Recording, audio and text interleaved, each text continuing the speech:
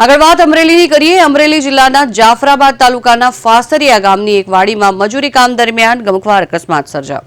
અહીં અજીતભાઈ મોરીના ખેતરમાં નવા કૂવાનું બાંધકામ ચાલી રહ્યું હતું। તે દરમિયાન ઉના તાલુકાના વડવિયાળા ગામથી મજૂરી અર્થે આવેલા 42 વર્ષીય મનસુખભાઈ જાદવનો અચાનક પગ લપસ્યો અને તેઓ ઊંડા કૂવામાં ખાબક્યા હતા। જોકે ઘટનાની જાણ થતાં જાફરાબાદ મામલતદાર અને નાગેશ્રી પોલીસનો કાફલો ઘટના સ્થળે દોડી આવ્યો।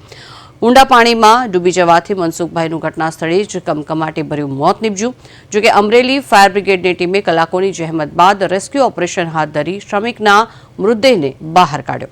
હાલમાં પોલીસે મૃતદેહને પોસ્ટમોર્ટમ અર્થે હોસ્પિટલ ખાતે ખસેડી અકસ્માતે મોતનો ગુના સંદર્ભે વધુ તપાસ હાથ ધરી છે। આ ઘટનાથી મૃતક શ્રમિકના પરિવારમાં પણ ભારે આક્રંદ છવાયો છે।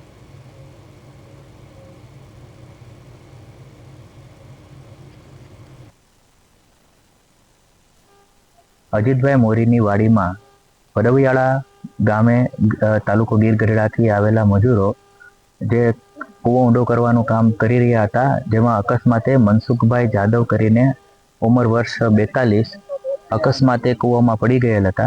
જેની જાણ વહીવટીતંત્ર જાફરાબાદને થતાં તાત્કાલિક અસરથી અમરેલી કંટ્રોલ રૂમમાં જાણ કરેલ હતી અને અમરેલી ફાયર સેફ્ટીની ટીમ તાત્કાલિક પહોંચી આજરોજ ડેડ બોડી રિકવર કરેલ છે અને ત્યારબાદ પીએમ અર્થે મોકલી આપવામાં આવેલ છે। અત્યારે અમે કામ કરતા ત્યારે પૂર્ણી પૂર્વ જતા તેનો પગ લપસતા કૂવામાં પડી ગયેલા છે।